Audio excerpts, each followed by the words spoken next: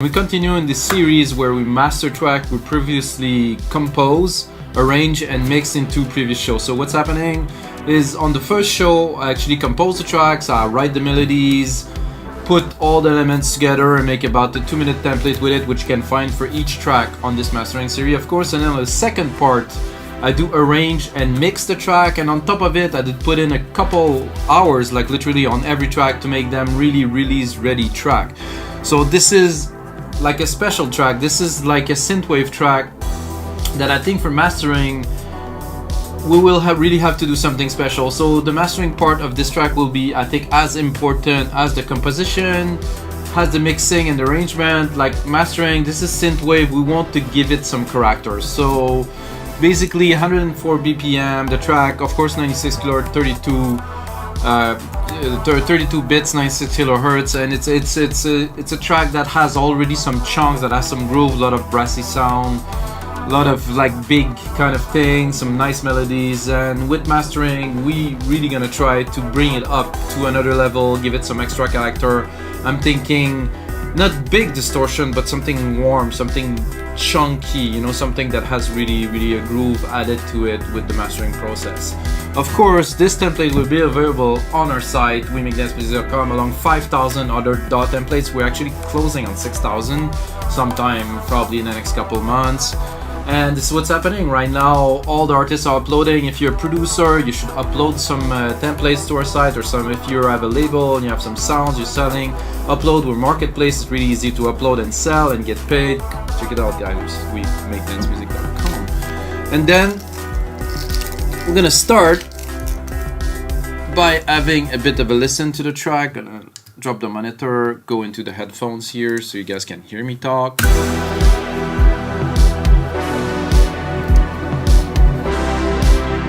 So it is synthwave, but it is breakbeat based. It's not a 4/4. I want it to be a little bit, you know, let's call it original.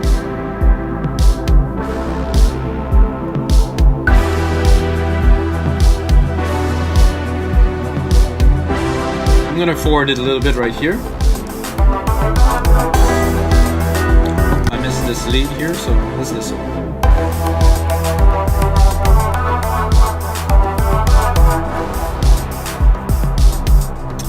When I was actually arranging and mixing this track, I was listening to the new album from The Weeknd, and this is really the sound that he is going for on a lot. There's even a drum and bass track and stuff, and I was thinking, okay, this track is good, I have to push it to, I would call it the commercial level. Of course there's no vocals in it, but it is still a viable track to lay some vocal on, you know. And of course the template, this finished template, is on our website, of course.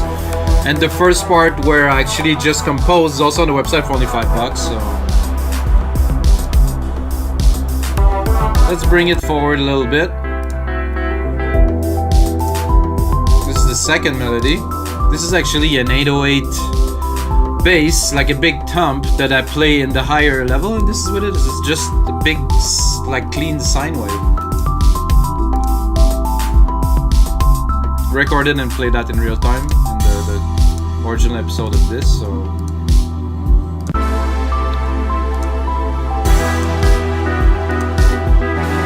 alright guys, so this is the track we're gonna work with today. The first part is to do some gain staging here. So we're starting, I'm just gonna pick I'm gonna try to get a loud part of the track. I think right here is good. This synth is another important thing when you're mastering, guys. I want to give some tips, you know, for some people that are less experienced or that want to learn. There's always something to learn, and I know that my tutorials are not structured, but this is the way that the workflow is, you know. I mean, I know some people are crazy. So me, I have the chain set, I'm going in my ears, I'm going with the feel. There's no mathematical equation to either making great music, mastering great music, or just being creative in general. So this doesn't exist. There's a way that you can gather the energy to push onto creativity, which I am working on for many years now. So I am able to be creative consistently, which I actually wrote like a full piece about it, and I did a video about it. If you want to watch, check out on the YouTube channel somewhere. So yeah, let's continue, and we're starting by gain staging with this Renaissance EQ here. Want to make sure we have some gain. We got 3.5 dB of gain so far. And then if we're clipping, there's an auto gain here, so if we're clipping, it's automatically gonna drop, so it's really useful. Then we're going again into this VEQ4, which I will start boosting a little bit the lows. I will compress them a bit later, but it's not this much. But I want some, like about probably 3 dB. So this is a replica of an old school EQ.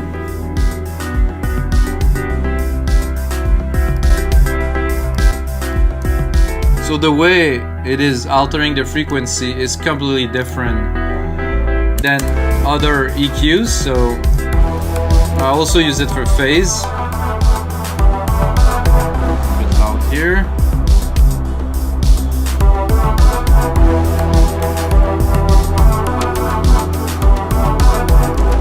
So we already are a little bit loud. That's a sign that the mix is good. When the mix is good, you really don't have to. So if everything is even, there's nothing standing out, and it's not all over the place, you can easily get some loudness. So we're already at -13. So we're gonna work more, definitely more on some character than some loudness here. Step it up here with 2 dB of gain with the L2 ultramaximizer. Did it show?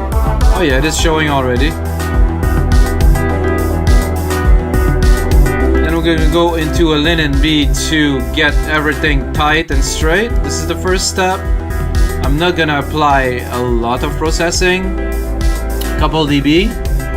Make sure our chain is clean. No clipping at any stages.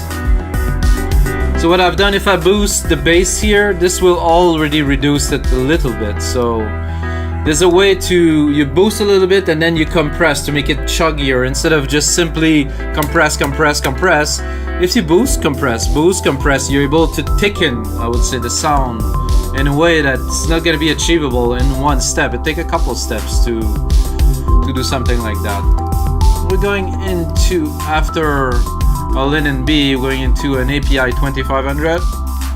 I like this plugin mainly for the lows and the mid lows. It has a nice effect on thickening the bass, and it has a character that's very unique. This is why I use it on most, if not all, the tracks that I master. Without, with. You're gonna hear it a bit more here. With, without.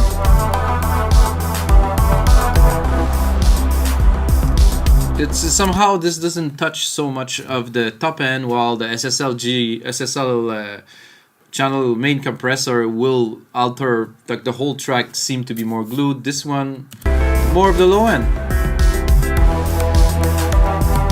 This is why we're using it, just to glue, to keep on. The output is good. Then we have the SSLG channel, which I will not use for this track. I don't want a clean sound, I don't want the character of it, so I will move on. This, I will definitely go a little bit mental on the side here. I want the track to feel big, to feel spacious, to feel...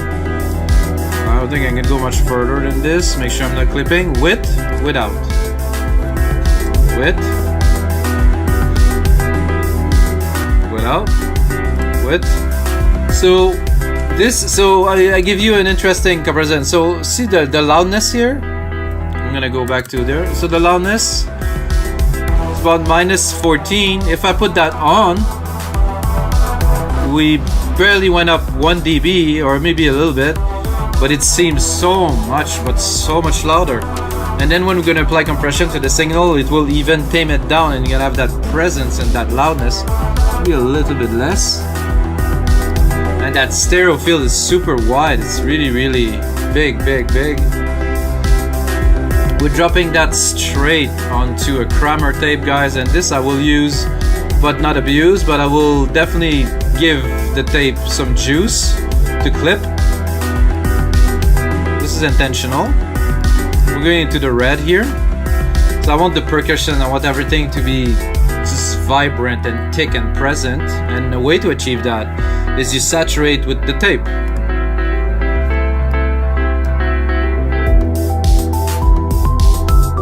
That also creates some harmonic distortion in a lot of the frequency, including the lows, the mid, the highs, and it just, I don't know, this is what makes some track really shine. And even knowing that we have this loudness now and this presence already in the track, we still have 13 dB of gain to go. So I want on average around -10, like the other track that I'm mastering for this compilation, EDM session, be out on Beatport. They all go around -10, so I want to keep this, and we're going straight into an SSL comp, which we will use, you know, not abusively, about 4 dB, 3-4 dB of compression.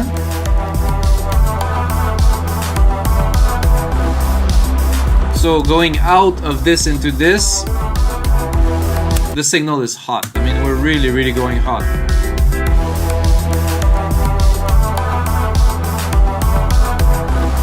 You can hear it's compressed. I mean, there is some chunk into this signal. I like it. Then I'm not sure if I will use this for this particular track. We're gonna give it a try. I don't think it's necessary at this point, but we're gonna give it a try. This is really to tighten the track, really make all the frequency really nice, harmonious, and they all correlate and stuff. But what we want for this track is just to be chunky, to be big. So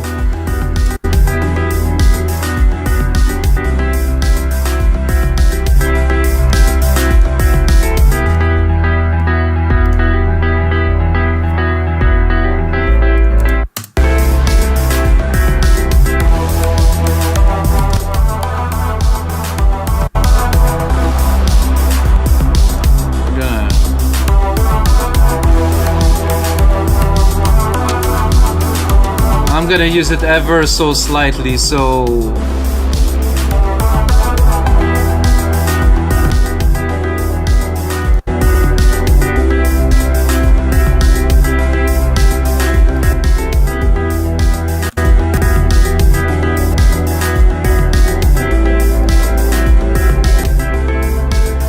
I like it a tiny bit. You can see you got like a dB and a half, 2 dB of compression on there. It's very little. Well, it's not literally compression, but almost. Okay, and then we finish this mastering chain with the granddaddy or the grandmommy, the L316, to have you know, commercially, you know, acceptable loudness, and all the track will have about the same loudness. Like I said, it's about, for our track, about -10. So I don't want to push it too far. I'm gonna bring it up already.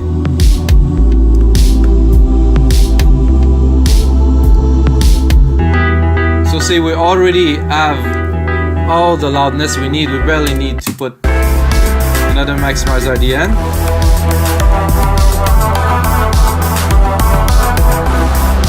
Leave it barely too.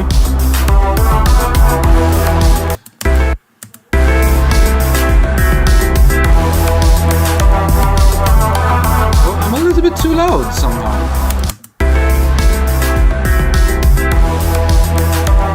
So I was still gonna give it 1 dB, 1 and 1.2, because I like this thickening, what the limiter does to a signal, you know. It's most of the track are like that. And then with the brass is very big, the server field is really there, this piano is sitting well, everything is there, guys. We get the loudness here.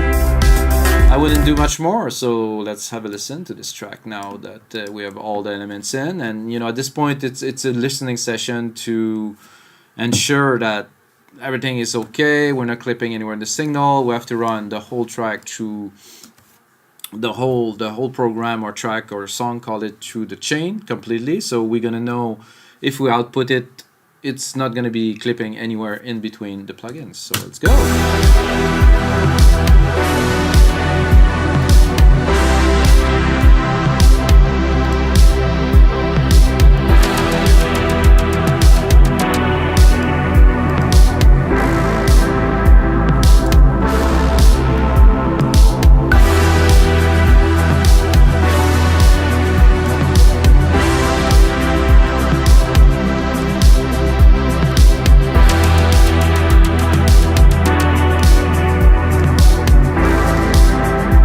I'm keeping the plugin that can clip. The other ones are not gonna clip, so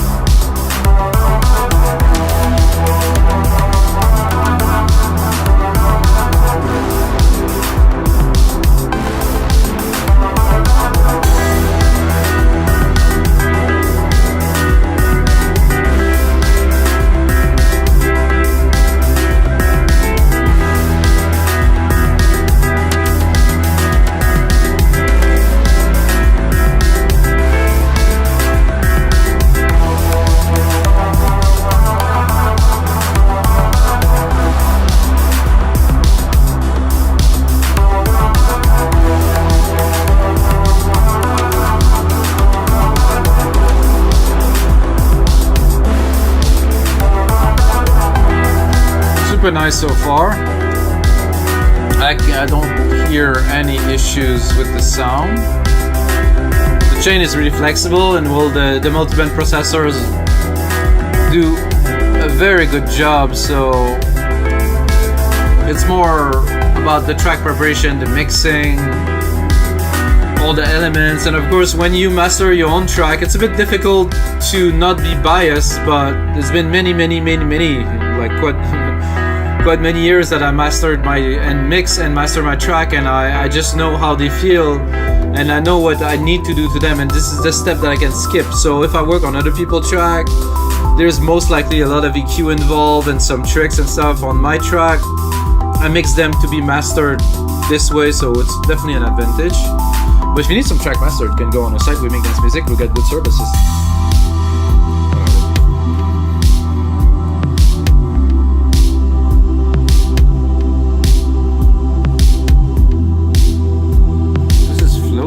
I like it.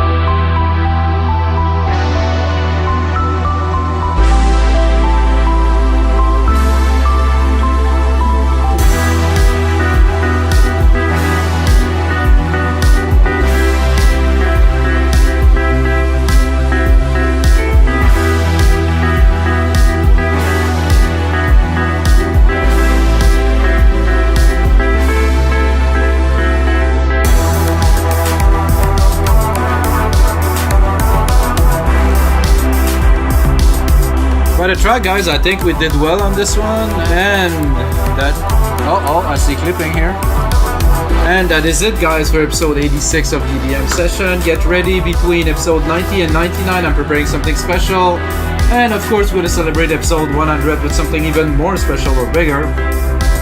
Hopefully we're gonna get out this summer, maybe not, who knows what's gonna happen soon. Keep it up, guys, be strong, and of course may the sound be with you guys.